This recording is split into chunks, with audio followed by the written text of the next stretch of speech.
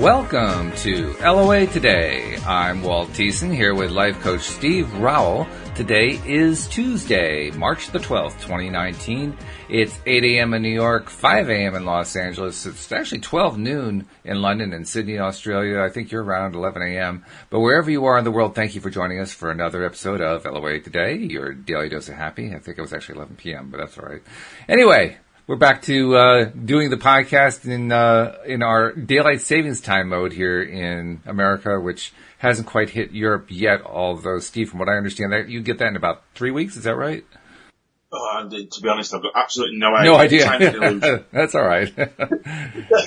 I was just wait until my mobile phone changes the time. Yeah, right. I know it's happened. No, I was just reaching for one of those interesting, obscure facts that doesn't have any kind of negative consequence. So it's a nice, light way to start the show. That's all it is. So, no big deal. But we were talking about before the show, we were talking about how we're both doing a lot of work this week. And that's a good thing. I mean, we've had, I'm sure, our own individual reasons why we needed to.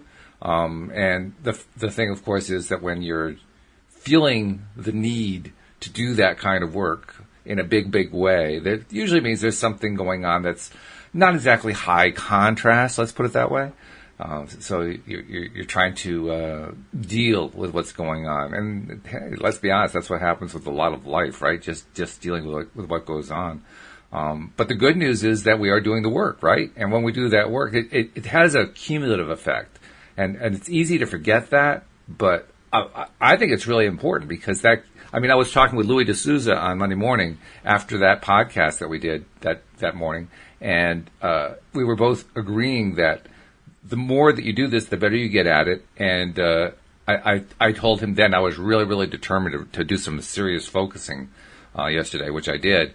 And he told me, well, the vibe that I was giving him was that it was about 70% true, which was pretty good. And I agreed because, back when I first started Law of Attraction, my commitment was like 3%. So that's a huge jump.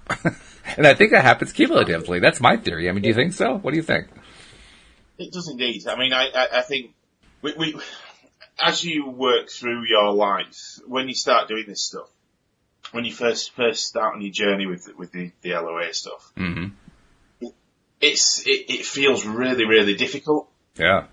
It feels scary, it feels unknown, and I think once you start using it and gradually building up your confidence with it, it's a gradual process. It's not just, you can't just instantly change your belief systems into a new way of thinking. You can't suddenly think, oh, okay, so the law of attraction, I can have anything and create anything I want. So, okay, I'll create $1 million now when you've been earning less than $10,000 a year mm-hmm. for the last 20, 30 years. It's not something that you can just switch and right. turn on like that. You've got to, well, we've talked about it again, it's this micro shifting thing, isn't it? So you gradually, I suppose that's what it is, the gradual move and the gradual build up of confidence around what you're doing. In effect, and just small little micro shifts in your belief system gradually through the weeks, months, years that you're using this stuff.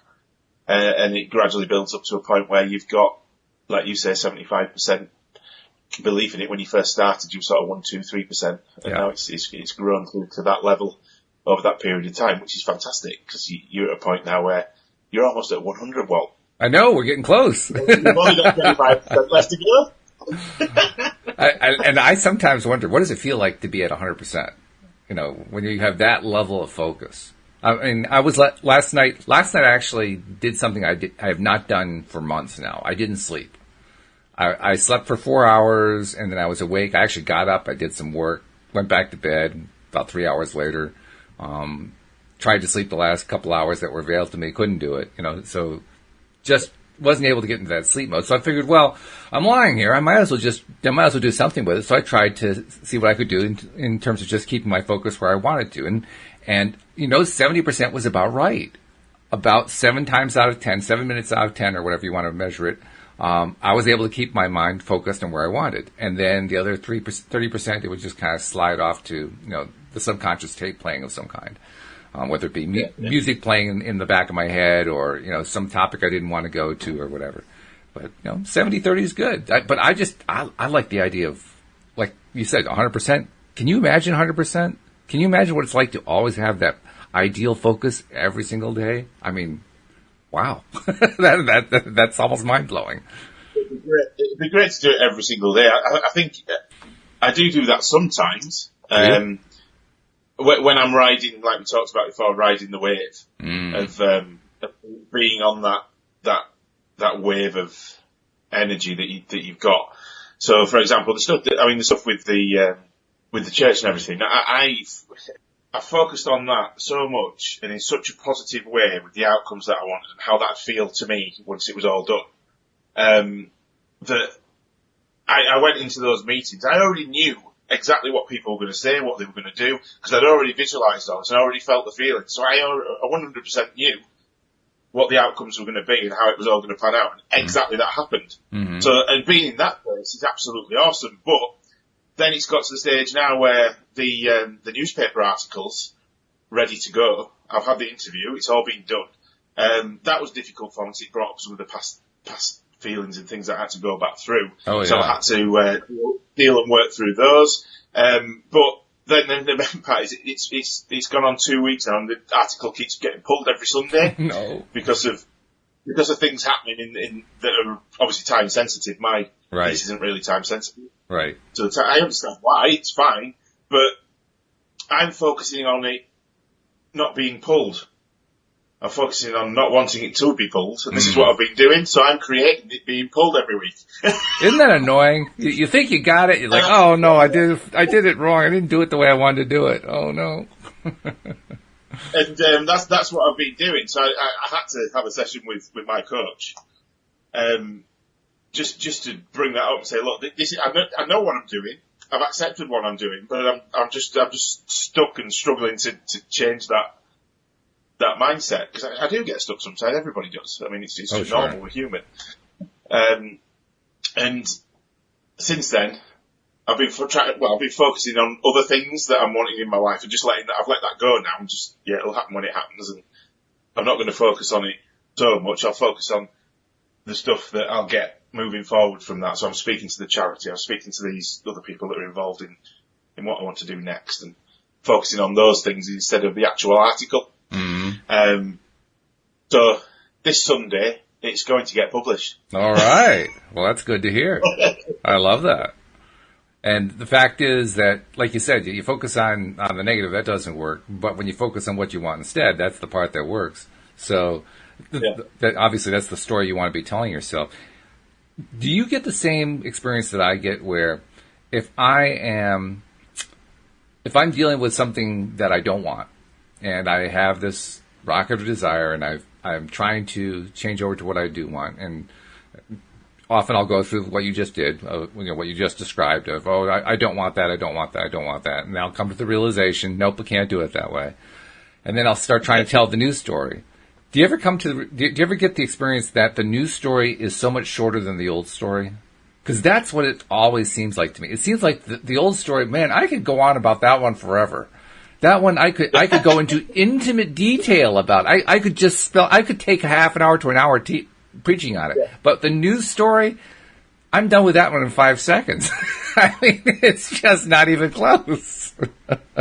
And I guess that's where we have to get really creative and start, embellishing and really getting into the feeling of it and imagining the experience of it and just trying to kind of map it out in as much detail as we can. But boy, I don't know why that is so much harder, but it is. I think it's because the subconscious mind is used to focusing on the negative things, so it's got used to building those stories a lot more effectively than it has with the positive side. But like you say, it's about focusing not just on the outcome, but the feelings that come with the outcome that you want. And then I think once you've got the feelings, that's when the subconscious then can start going, so if I have this feeling, then I can go and do this, and this might happen. That person might behave in this way, or so you can start building your story then with the feelings. I think it's all from the feelings. Mm-hmm. If you haven't got the feeling of what it's going to be like, it is difficult to attach it to an outcome that you want to experience, isn't it? It's very hard, and in fact, the process I'm finding is it's almost like I'm overcoming a mental block against positive. That's what it feels like. I mean, because the negative, I can flow with that so easily. The positive, it's like I don't dare to create it. Does that make sense? Yeah. I don't dare to create it. Like there's going to be something wrong with creating it, or it won't come out right, or I'll be disappointed, or something. I'm not sure exactly what, but for whatever reason, especially when I'm first trying to do it, I was experiencing it just yesterday, actually partly last night, with something that I've been trying to manifest. Actually, Louise and I are both trying to manifest, and the focus is there at times. And yet there are also, I can simultaneously say when I'm trying to focus on it, and I know I need to get into the feeling place, and I can't seem to get there, and I know I need to start creating the details, and I can't seem to create the details, and in the midst of that, it feels like, what does it feel like? I'm at a loss for this is what happened. What's happening right now? This is what happens. I just kind of blank. It's just everything just stops. Now if I could start telling a really sad story or a depressing story, or one of my normal stories, oh boy, I can just spit those right out. It's the one where I'm trying to create the news stories, like, pull it out of the tongue. It just won't come out sometimes. There are other times it comes out better, and I know it comes out easier when I'm feeling better. That much I do know for sure. Yeah. That's really, really clear. It's also really clear that most often when I'm trying to create these stories, I am starting from a position of not feeling good.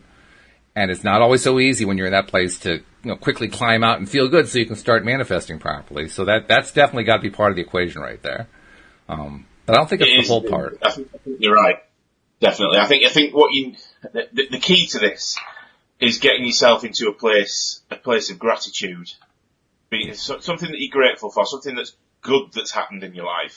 So what I find works really well is to imagine the feelings of a past event that has got similar feelings to the ones that I want to feel with the new outcome I'm trying to create. If I'm feeling bad, like for example that the article got pulled again, I was disappointed, I was fed up, so I had to get myself out of that because I can't create from that space. Not really, no. All I'm going to do is create more things to be fed up and depressed about. So, right, okay, I'll accept I'm feeling fed up and depressed, which is fine. Not a problem. I'm allowed to feel like that because this has happened, so that's okay. But I don't want to choose to feel like that anymore. Mm-hmm. So then I'll use some of my tools I've got, which will then be, right, okay, do I need to hold on to this feeling? No, I don't. Okay, so I can let that go. So what can I replace it with? And I'll take myself to, I don't know, okay, driving the Aston Martin. Wow. So we took the Aston Martin test drive. I'll take myself to that and I'll feel how I felt when I was in the car. I'm doing it now. So a big grin on my face. and then I can feel it physically, feel myself filling up with this joyful feeling, this happy, grateful feeling. Now I'm in a place where I can start creating. Mm-hmm. Because I've got those feelings already, and now I can attach those feelings to that outcome that I'm wanting. Does that make sense? It does make sense. It also leads to a question in my mind. The question I have is, okay, how high do you have to feel? How good does good have to be? As good as you want it to be. You can choose that, can't you? So as long as you're choosing a past experience that has the same feelings as the outcome, or that you believe the outcome that you wanted to create would have, then you've won. You've done it, haven't you? Well, that's true. I guess what I'm thinking is, like right now, we're talking and we're doing the show, and I like doing that. And that's always an enjoyable activity. I wouldn't say it's super high vibration, but it's definitely in the positive range. It feels good. I enjoy it. But it's not intense. It's not, whoa! It's not that kind of a feeling. It's more like, oh, this feels good, Like right now, I have my cat in my lap as we're doing this, and the cat's asleep, and he's purring, and he's not asleep, actually, he's purring, but, he's enjoying being there. It's very obvious that he's enjoying being there, and that's nice. That's pleasant. But it's not that super high feeling. And that's what I'm trying to inquire about. I mean, the really high vibration is ultimately where we want to be, but we aren't always there.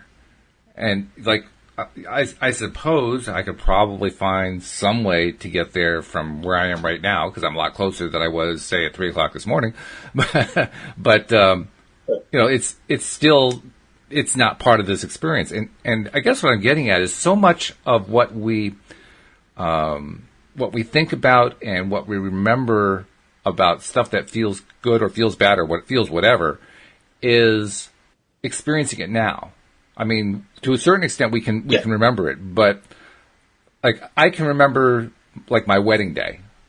My wedding day was a joyous, wonderful day. It felt great. It felt, it was a pretty high feeling day. Can I get myself back into that feeling place? I can get close, but I don't really get that same feeling again. So I guess what I'm saying is getting to that upper level is the challenging part for me. That's the part where I'd love to be able to get there more often, because I know that's where I do my best creating. But that's the step I always seem to stumble on. I suppose this comes down to celebrating again. So because it's all about the chemicals that are in your body. So I can get right. Perfect example. So if I think about something really bad that happened to me in my past, yeah, I'm not going to do it now. Good. If I did that right now, those feelings will come flooding back, and I could go in. In fact, I have done it by accident. I'm sure. It's easy to do. So I've just done that now, and I can feel my chest is tightening up. I can feel anxiety. Right. There's actually pain going up into my neck now. So I think you do pull, because your subconscious, if you've had bad experiences, it's like Dr. Joe Dispenza says, if you've had bad experiences, a lot of people get stuck. If they've had a bad experience in the past, 70 to 80% of their life, they'll be living in that experience. Mm-hmm. They'll be having that anxiety feeling over and over again, day by day, week by week, hour by hour. They're constantly in fight and flight mode. Sure. Because of it's what people call post-traumatic stress disorder. Right. Similar sort of thing. But again, it is a choice to be there and to stay there. People don't realise that it is. So I can choose to put back. I've still got those feelings here. I'm starting to smile now because I'm actively thinking about something else. Mm-hmm. That's going to make me happy. So I'm thinking about my wife currently. Uh-huh. And now that's dissipating. Those anxious feelings are going away. Right. And they're being replaced with something happy, and I can bring myself back out of it. Right. So I can actively control the feelings and emotions that are in my body. Mm-hmm. But this is only because I've practiced it for years and years and years about doing that. I can take myself somewhere and then bring myself back out of it, but out of choice. Mm-hmm. And that's what it's about. You can take yourself back to your wedding day. If you sat there and you got yourself right into the situation and remembered it perfectly, you would feel exactly the same as you did when you were back there. It's impossible not to, because your subconscious still has that connection to it. So what you're saying is that when I say that I'm not getting the full feeling, it's just that I'm not focusing on it long enough? Possibly, yeah. Yeah, possibly. For me, anyway, in my experience. Okay. It is a lot easier to do it for the negative things, though. I don't know why. But it just is. Hang on, I've just got some messages popping up on the screen.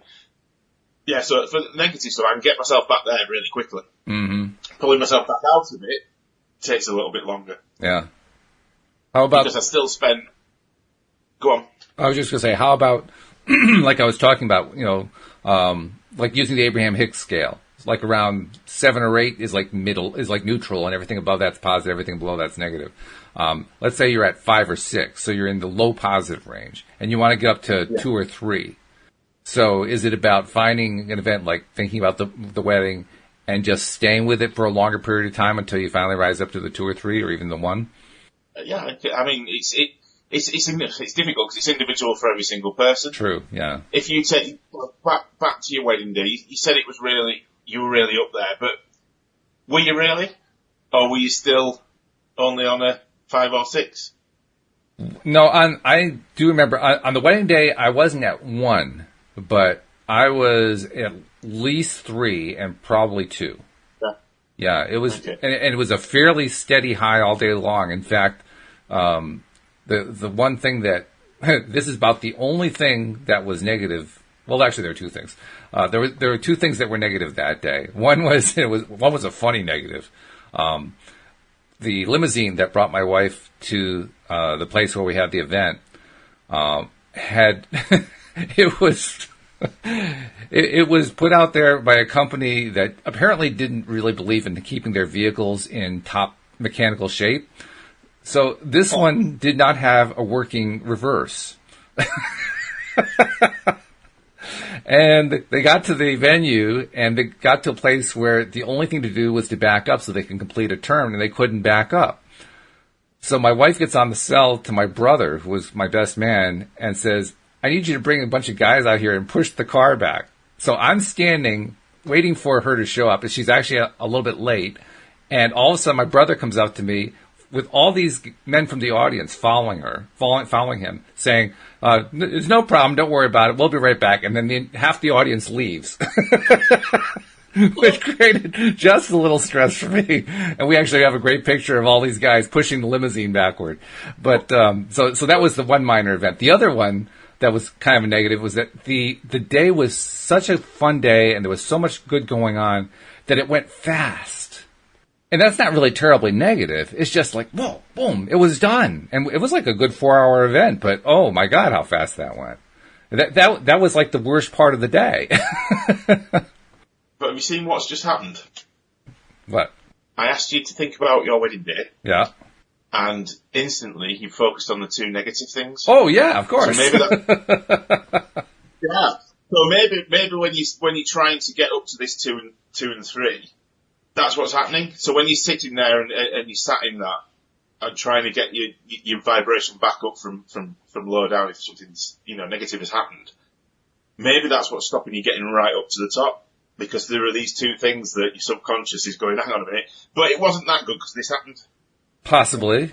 That's exactly what just happened then. Well, also, I was trying to answer the question, because the question you raised was, well, how high was it?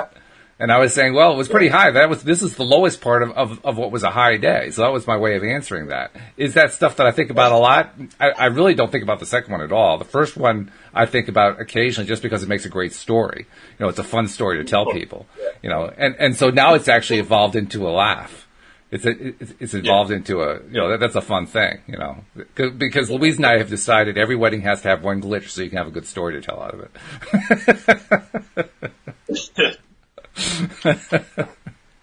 But I suppose I don't know if mine did. I don't know if mine had the glitches. What I do remember, though, what I remember about that day, though, is the feeling, and I know this is the gauge I'm kind of using. I remember how it felt.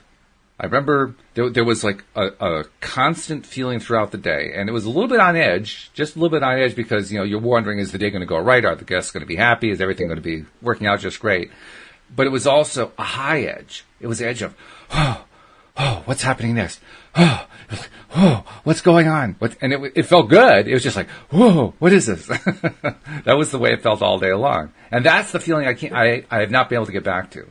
So I'm thinking, okay, well, maybe what I do is focus more, spend more time, imagining or remembering the event, and see if I can get back there. Maybe that's what it's about. Yeah. Because it's funny because I get asked this a lot, and I'll read the question that I get asked a lot. Okay. By people. This is one that comes up all the time. You've probably seen it on the groups as well. So I've been practicing the law of attraction for a long time now, but nothing I want shows up for me. Mm-hmm. I think about and focus on what I want, but still nothing shows up for me. I just keep getting the same old things showing up. Why? Yeah, that's a pretty common question. That one. That you can find one of those every day, I think, if you look on Facebook. Maybe more than one. And we've just covered it there, really, haven't we? That's what we've been talking about. It's just happens to be open on my screen. Well, that just happens. That's law of attraction. Yeah, it is. But again, it's because the majority of people are creating the reality, if you like, by accident. They're not doing it on purpose. They're not doing it from a place of creation. It's just, they're just running along with life, and things are showing up that are all based around the subconscious programs that are constantly going way, and going around in these cycles. So you've got that happening, and my answer to it was you've got to get everything in alignment. Mm.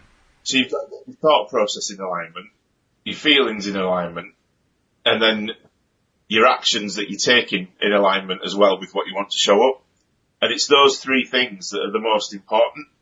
Well, they are the three things that need to be there. And a lot of people only tend to have the first sort of one, which is they'll focus on the thought, and that's it, and it'll stop there, and then it won't get into the feeling, which is what we've just been talking about. Whereby, how do you get that feeling? How do you have the thought, focus on the thing that you want, and then turn it into the energy of the feeling, and then take the action based on the feeling. Mm-hmm. Yeah, that's the key. That's the key to this stuff. While you were describing that, an idea came to my mind. Or maybe it came to my heart. I'm not sure which. It could have been either one. Well, that's where it should be. Yeah. A number of months ago, Patty Framo used to do the Monday afternoon podcast with me. She's also a life coach. She had to stop because she had a job change that made it impossible for her to continue. But she gave me a really good suggestion one day when I was having a really tough day, feeling really low, and I was complaining that I couldn't even seem to remember what the various processes or practices are that I could do to climb out. I couldn't even remember what they were. She says, well, why don't you just make a list of them? I mean, when you're feeling depressed, but when you're feeling better, just start writing down what are the processes that you've used, meditation or mirror exercises or affirmations or whatever else. You just have, so I did. I made a list. I've got like 16 items on the list. What occurred to me just now is I wonder if perhaps what I also need to do is create a list of happy events in my life for me to reference and work through one at a time on a regular basis, trying to play each one out to the point where I can feel it the way I felt it the first time. That'd be a good, absolutely. That's a fantastic idea. Yeah. That is a fantastic idea. Yeah. Because what you can do as well, if you think about it, you can pick situations and life events from each area. So, for example, if it's something around work, for example, the workshops that you're, that you're wanting to set up and get going. So if you think back to the past of something that you've done in your work life which has made you feel really good, right? That's one you can use for that. And then you've got relationships, that's your wedding. And then you've got, I don't know, when you try to create something, I don't know, like something that you want, an inanimate object like a car or a house or whatever. Mm-hmm. When you bought your first house, so you've got all these different things that you can pull on. You can pull the experience back into your awareness right now to then create with. Yeah. So I'm thinking having that list that maybe make that a practice, a daily practice of we work through at least one of those items on the list, or maybe more than one item on the list, and just spend as much time as you can getting into that really, really good feeling place that you experienced when that event happened. I have a feeling that's probably a strong thing to do. Jason's asked a couple of questions. I wanted to share his questions and get your take on it, see what your answers would be. First, he says, what are your thoughts on subliminals? Do they really help with manifesting what you want? To be honest, I haven't got much experience with them and I haven't used them, so I can't answer the question. Oh, that's fair enough.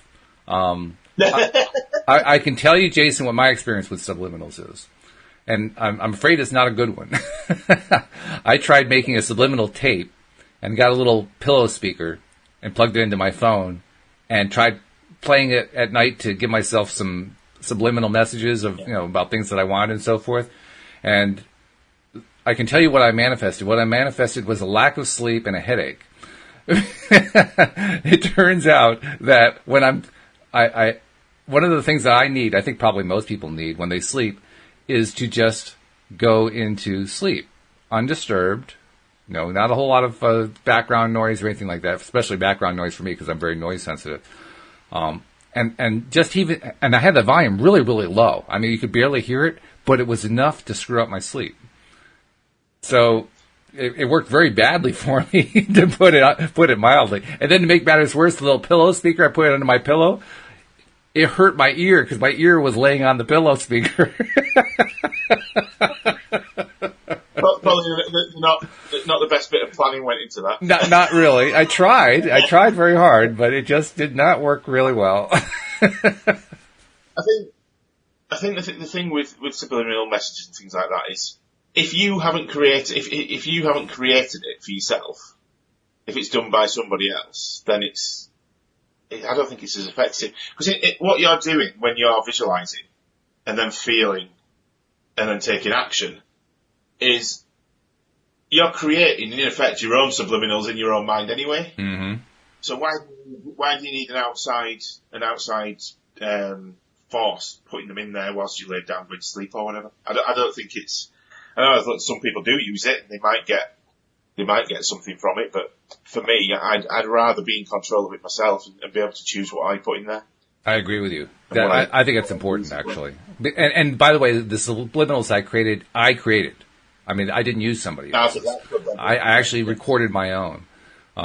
But it turns out that hearing my own voice while I'm trying to sleep actually keeps me from sleeping. So it kind of backfired. Let's just say that the pillow speaker never got used again after that. It got thrown onto a shelf and that was it. I bet you still got it, haven't you? Probably somewhere. I'm not sure. It's probably in the bedroom. I don't know. I haven't seen it in a while. Get it on eBay. Yeah, right. Well, I think I paid all of $2 for it. It was not like real expensive, So. Also, he's asking, can you use more than one technique at a time to speed up the manifesting process? You can use as many as you want. I mean, what I tend to find is, I've got a list of, I don't know, similar to yours, a big list of different techniques. What you'll tend to find is, because everybody's different and everybody creates in a different way, so you'll have people that use, that find meditation works for them. You'll find people that actively have to speak to their subconscious and work with it themselves. You'll get all sorts of different techniques that you can use, but it's finding the ones that work for you, because they don't all work for everybody. I mean, I've got a list of, I don't know, 15, 16, 17, I don't know, there's loads on there, but I only tend to use 2 of them, which work for me, and the rest of them, even if I try using them, they're just like, don't know why. Nothing happens. I just use them and go, well, I don't feel very good now. Mm-hmm. But you know which ones work for you. You can still either make you feel great or they won't. But yeah, it's about finding the ones that work for you, Jason, and sticking with those. Really, that's what I find. I agree with you 100%. In fact, I also agree that how many do you want to use is up to you. I try to use as many as I can. Literally, how many can I get into the day without interfering with my day? That's what I aim for. And I have a minimum of 2 a day. Minimum. So can you use more than one? I would say not only can you use more than one, you would be smart to use more than one. In fact, the goal, the goal in my opinion is to do it, not just to do the practices, not just do the processes, but to have them carry over into the rest of the day. So that the more time I'm spending in the day in some way focused on what it is that I want and off of what I don't want, which is my big challenge, and I think most people's big challenge, whatever I can do to contribute to doing that more and more during the day, I tend to get better results. I get the worst results when I do one process and then spend the rest of the day focusing on what I don't want. That's the worst possible result you can get is right out of that. But yeah, you're absolutely right. I mean, I'm constantly throughout the day. It's not just about, get up in the morning, I might meditate for, I don't know, 15, 20 minutes and then that's it. No. I'll be constantly checking my thought processes throughout the day. If something comes up that's a challenge, then I'll check myself, check my thought processes, check how I actually want to feel, and then use whichever technique is suitable and appropriate at that point in time for me to use. So, for example, if I'm in a busy supermarket or somewhere, I'm not going to sit down and start meditating on the floor, am I? It's not practical. It's not practical. But then I can use something like the Sedona method and do it inside my mind and sort of speak to my subconscious and get rid of what I don't want and replace it with something I do. So it's about choosing what works in the specific situation you're in throughout your day. Because I'm constantly doing it on a hour to hour, minute to minute basis. Sometimes I'll be running on autopilot, don't realise I'm on autopilot, and all of a sudden I'll go, get back to the present moment, I'm aware I'm being running on autopilot. I'm doing this. I don't really want to be, so let's change that. And it's like that throughout the day. And it's like you say, it's choosing to use the ones that work for you and that are appropriate for wherever you are and what you're doing, really. And that speaks to the idea of try everyone you can try, at least once, maybe twice, just so you can find out, is it effective for you? Because really, the only way to know whether or not a process works is to try it and see if you get a result, and a positive result, one that you like. And it's going to be different for every person. And something I like to remember that Joel told me about, which is no matter what you're doing, no matter what practice you're doing, no matter whether you believe in the law of attraction or not, no matter what spiritual practices you've got, no matter any of it, it all comes down to what you believe. If you believe it, then it's true. If you don't believe it, it's not true. It's literally that straightforward. It's what you believe. Do you believe it? Do you believe that if you take 2 aspirin, your headache will go away? Then it will go away. It has nothing to do with the aspirin. It has to do with your belief. Do you believe that if you believe in the law of attraction exists and will work for you? If you do, then guess what? The law of attraction exists and it works for you. If you don't, guess what? It doesn't exist and it doesn't work for you. It's just that straightforward. What do you believe?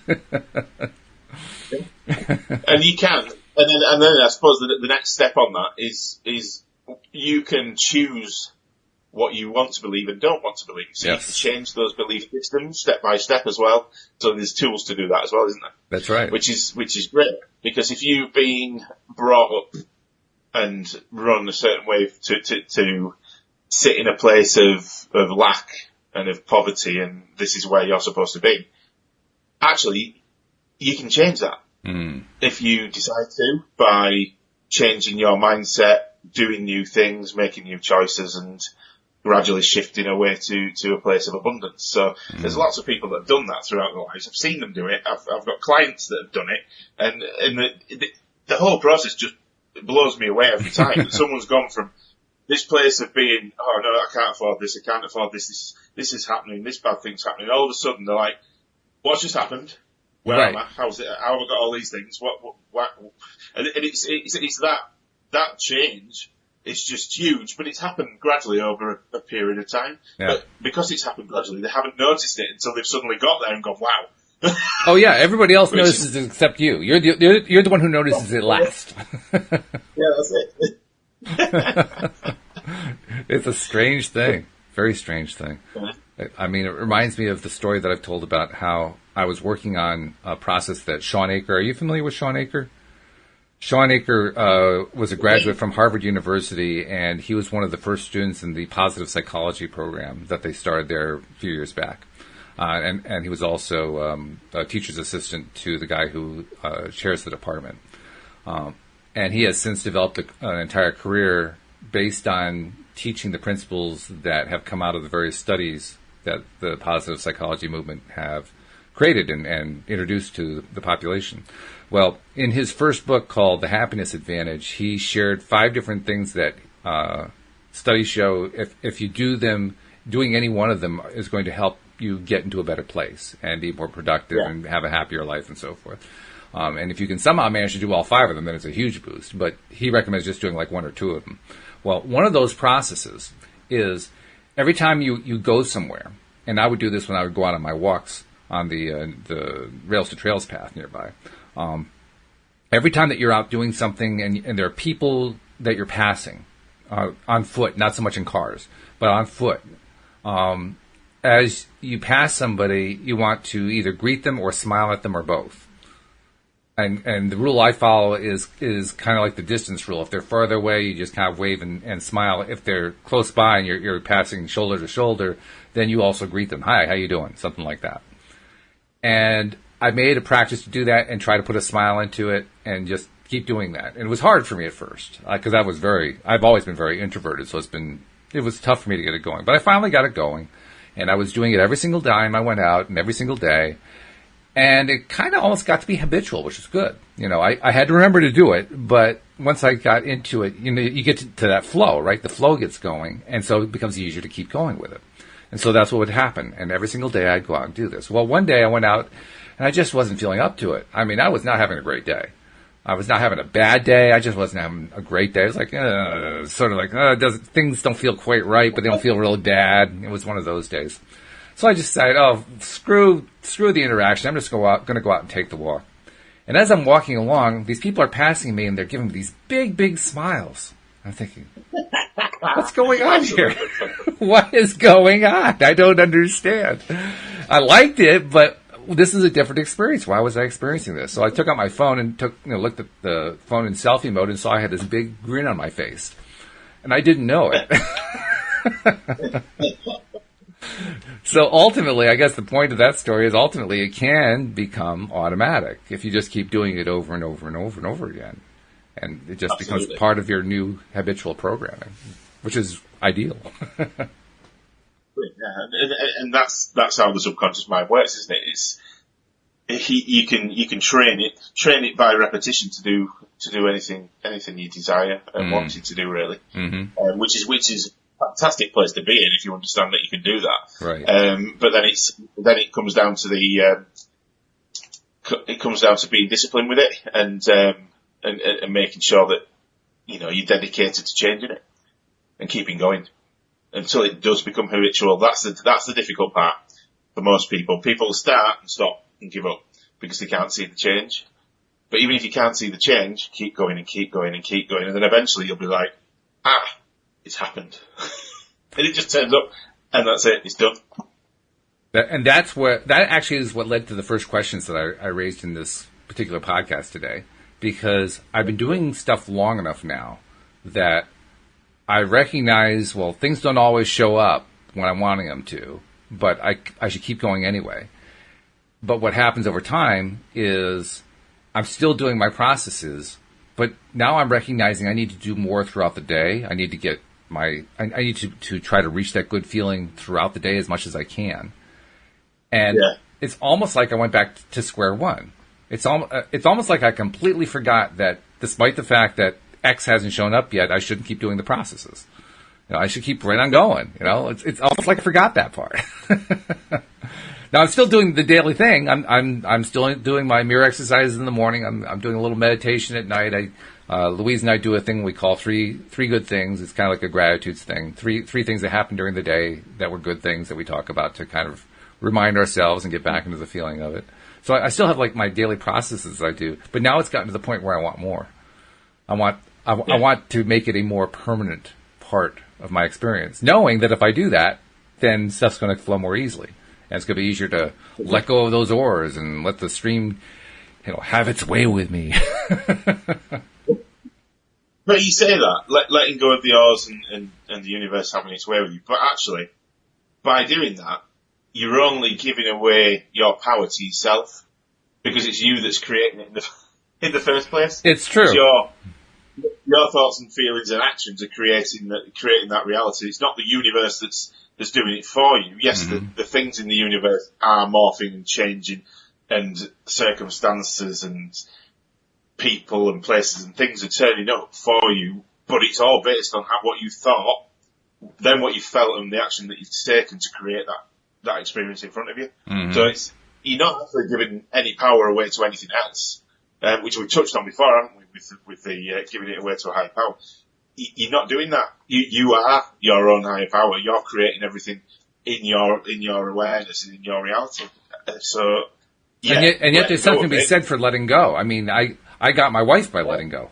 Literally. Yeah. And I know this newspaper article is going to go in on Sunday because I've let go of it now instead of worrying about whether or not it is or isn't. And focusing on the things that are going to happen afterwards.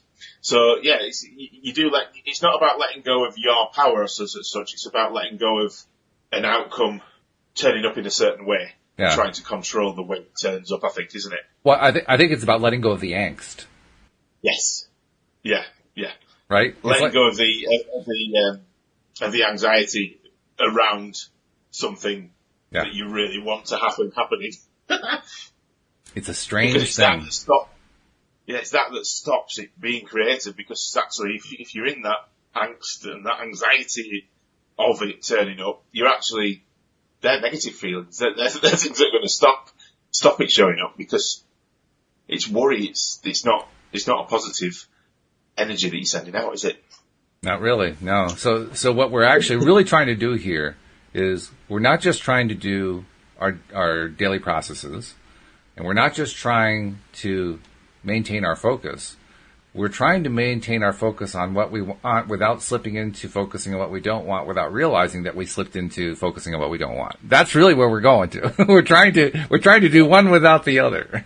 And I think the key to doing that is, again, it's just checking yourself at points throughout the day. Because the easiest way to check yourself is when I started talking about the newspaper article then, I got some anxiety, I could feel it. Mm-hmm. Which I'm going to have to get rid of now. Yeah. Again, I'm going to have to do it again, but this is what it's about, you see. So now I've felt that, I can feel that anxiety. Now I can check where it's coming from. And then I can use my tools to shift it, get rid of it, and replace it with something that's nice and positive, and focus on something else that's going to get me back into that state of being. So, but that's what it is. It's checking, you know when you're off track because you don't feel good. You don't feel right. You feel anxious, you feel scared, you feel nervous, you feel worried, whatever it may be. So you can check it. As soon as you get a feeling that's not quite right, stop, get yourself into the present moment, check it, accept that it's there, and then decide how you want to feel afterwards. That's it. That's the whole, it's a dead simple process. It's not easy to do, but it is after practice. And that's what it's about, practicing it. But every time you feel bad, stop, check it, accept it, change it for what you do want, or choose to feel a different way, and then move forward. And that's it. That's the whole thing. That's it. You've done it. Sarah's got a question that she wanted to ask as well. Let me get over to my notepad because it becomes easier for me to actually see it when it's there. I don't know what it is. I can't read the Facebook type. It's too small. But anyway, let's get the copy here. Hold on. Something didn't quite copyright. No, not that kind of copyright. Okay. She says, I've applied for a job I really want. It's my perfect dream job. Any advice or tips to help me get it? So we've sent the application off. That's what we've done. Yes. So far. Yes. So you've already taken action to move towards what you want, which is fantastic. So well done for that. Absolutely well done for that. Right. Now, it's about really, for me, where I go with this. I'd visualize myself doing that job, having that job, seeing the paycheck come in, and getting the feelings, sitting with them, the feelings of it already being there, going to work, whatever I don't know what job it is, but I don't know. So which desk imagine your desk, imagine the people you'll be working with, imagine how much you're going to get paid, what that's going to look like, what you're going to do with that money, where you're going to go, you're going to book a holiday, just make up all these stories, positive stories about what's going to happen once that happens, once you've got the job, and feel that. And also, another thing that I've always done, which has worked fantastically for me, is with the actual interview process. So I'll play out the interview process and how I want that to go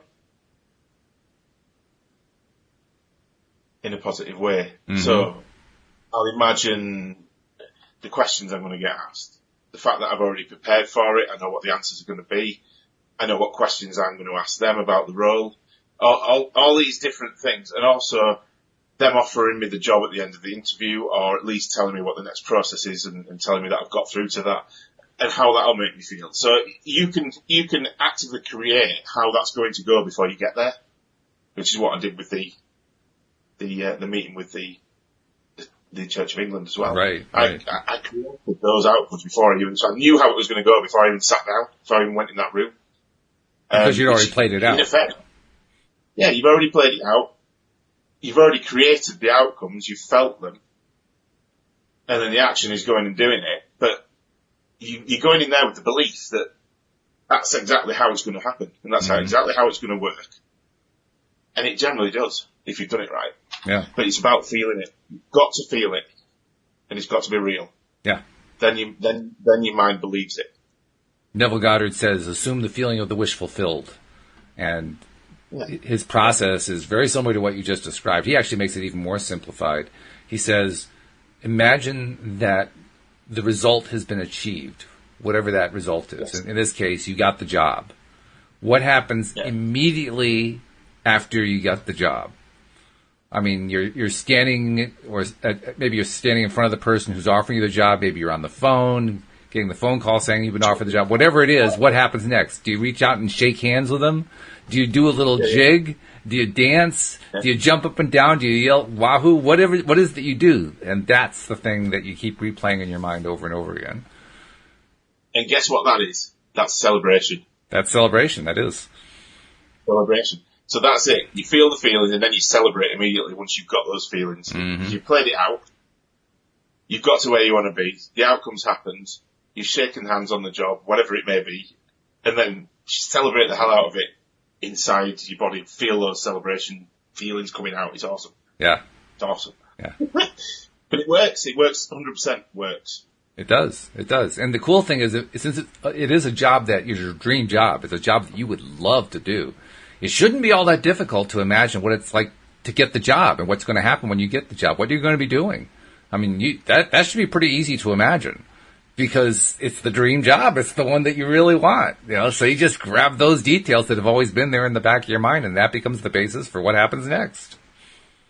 Exactly. Fantastic, isn't it? Yeah, it is. That's cool. a really, really, really simple one to do, and really, just go have fun with it. The main thing is having fun with it and enjoying the whole process. If you're enjoying it, the nerves can't get the better of you. If you're enjoying it, you're not going to have a fear. If you're enjoying it, you can create whatever you want. Yep, absolutely true. Now, Anne-Marie had a follow-up to this, and I'm not so much sure if it was actually a question or an observation, but it's got a question mark on it, so we'll treat it like a question. But she says, specifically to you, what about that amazing end question for the job interview? No, Anne-Marie's one of my clients. Mm-hmm. I've forgotten what it is now.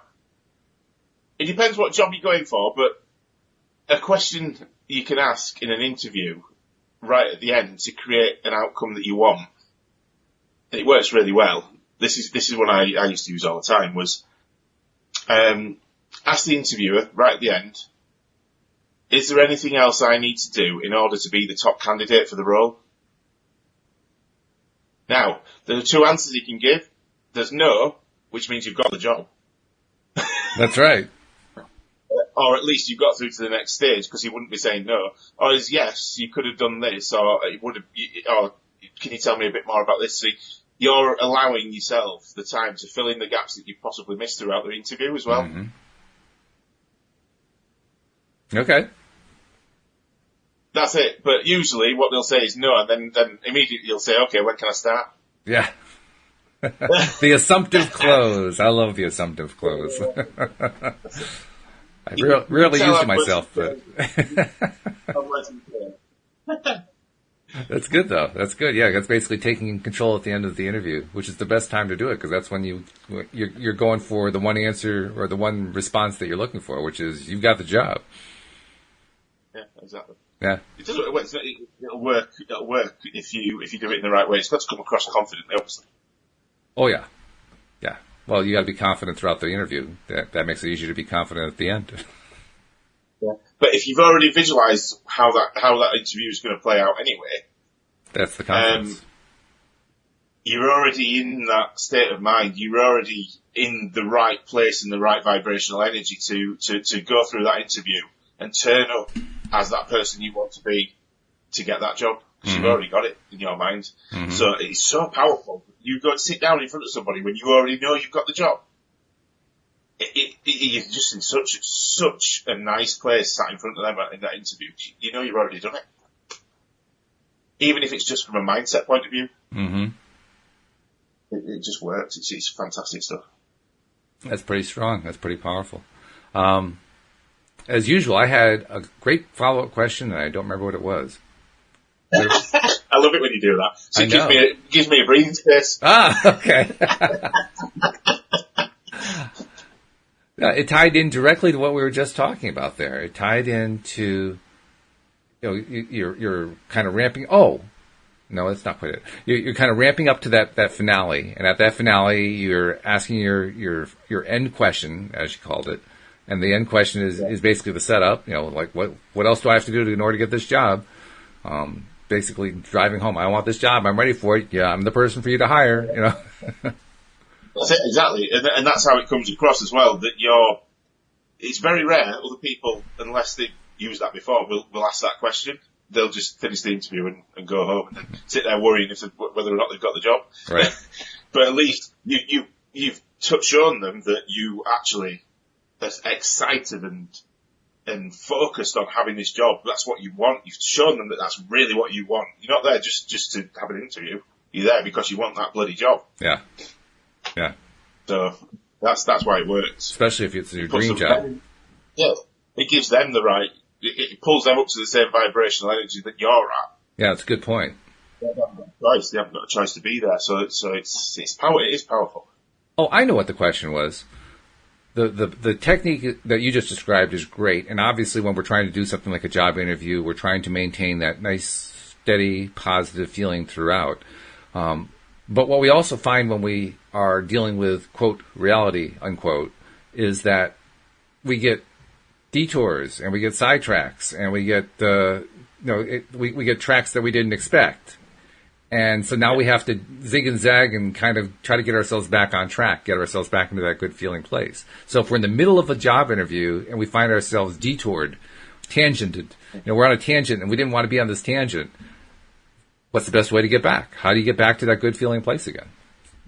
Because you're doing it on the fly. You're doing it kind of like, doing it on your feet, That's so right, to speak. Yeah. I mean, for me, it's about bringing yourself back into the present moment. So, you know what mine is, I'll clap my hands together. Right. The person in front of the interview doesn't know what you're doing, but I'll clap my hands together, bring myself back into the present moment. I'll probably even say, I went off on a bit of a tangent then, let's get back on track. Something like that. So you've made them aware that you've realised that you've gone off track, and pulled yourself back in. So they know now that you're able to do that as well. So that's a positive. That's true. And then go down the track that you actually wanted to in the first place. Back on plan, as it were. Well, what you're really doing is you're taking, you're determined and consciously taking control of where you want your life to be, even when you sense that it's sliding off in a direction you don't want it to go to. Like, nope. We're not going there. I'm pulling it back over here. Pulling it back over there. Yeah. So you can do that in everything. But, I mean, the beauty with job interview, it's like anything. Any potential situation in your life, you're in 100% control of where it goes and what happens. Right. That person can ask you some questions, that's fine, but you can choose how you answer them. You can steer the interview in a direction that you want it to go by asking questions back. You're actually in control of the whole situation, not the person that's interviewing you. This is true. Which is a great place to be. And that's a great way to wind up the discussion today. Hey, Steve, before we leave, tell people how they can reach out to you as a life coach. I just can't believe we've... I know, it flies by, doesn't it? It's crazy. But yeah, they can reach out to me either on Facebook at Steve Rowell. You can direct message me on there. That's fine. I'll always get back within a matter of hours usually. You can check out my website at www.dolifeonpurpose.com and Instagram, Ste, so that's ste.rowell, R-O-W-E-L-L. So yeah, any of those mediums, find me a message, get in touch. We'll have a chat. I'm always up for having you can book a free consultation with me, free chat. We'll have a talk about things. Good stuff. Yeah, I'll probably give you a load of free stuff around the law of attraction because I can't help myself because I'm not passionate about it. But yeah, just get on, have a chat with me, and we'll see where it goes. That's just good fun, stuff. I love it. All right. Well, Steve, I'll be talking to you later on this week on Thursday. Thank you to our live stream listeners and to our regular podcast listeners as well. We'll see you all next time here on LOA Today. Goodbye, everybody.